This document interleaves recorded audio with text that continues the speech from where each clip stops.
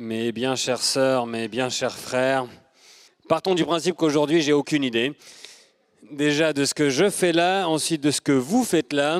Ce dimanche, la paroisse réformée de Gland accueillait l'humoriste Thomas Wiesel pour un culte sur la résurrection de Lazare. C'était quand même un soulagement, les premiers rires, parce qu'effectivement, je ne connais pas ce monde, je ne savais pas où je mettais les pieds.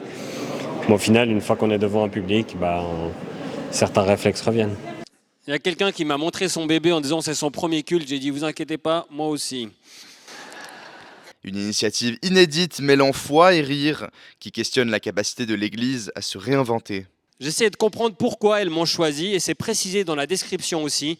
Pourquoi Thomas Wiesel ? Parce qu'il est de ces artistes capables de s'aventurer dans des zones où le rire ne nie rien, mais révèle. Parce que sa parole libre et fine sait poser un regard décalé sans se moquer, questionner sans juger et toucher sans appuyer. Et rien que pour cette description, je suis content d'avoir accepté le mandat. Parce que j'ai fait un événement pour les experts comptables la semaine passée. Eux, à la question « Pourquoi Thomas Wiesel ?» ils répondaient « Parce que les charges induites par la prestation entraient dans notre budget prévisionnel. » Pour moi, dans la spiritualité, on a besoin d'humour. Dans la vie, on a besoin d'humour. Donc pour moi, c'est vraiment quelque chose qui va ensemble. Lors de l'écriture, vous aviez peur de dépasser certaines limites dans un lieu sacré ? Ça, on m'a rassuré. Déjà, on m'a expliqué qu'un temple n'était pas sacré. J'ai appris ça. Chaque mandat est différent et je voulais respecter ce mandat. Je voulais respecter les gens qui se déplacent. Et le but n'était pas de moquer des gens qui ont la foi. Je trouve qu'il y a des choses plus ridicules que ça. Donc non, j'ai écrit en fonction. Après, c'est vrai que j'ai plus de facilité à écrire mon 200e repas de foot que mon premier culte. C'est évident, c'est une question d'habitude, mais non, j'étais content de faire ça pour la première fois. Une pasteur en première partie, j'ai déjà eu des premières parties un peu originales, mais là c'est quand même le cran au-dessus. C'est vrai que c'est positif parce que ça témoigne aussi d'une ouverture d'esprit de l'Église qui en a vraiment besoin pour s'adapter. Vous, votre spiritualité, c'est l'humour ?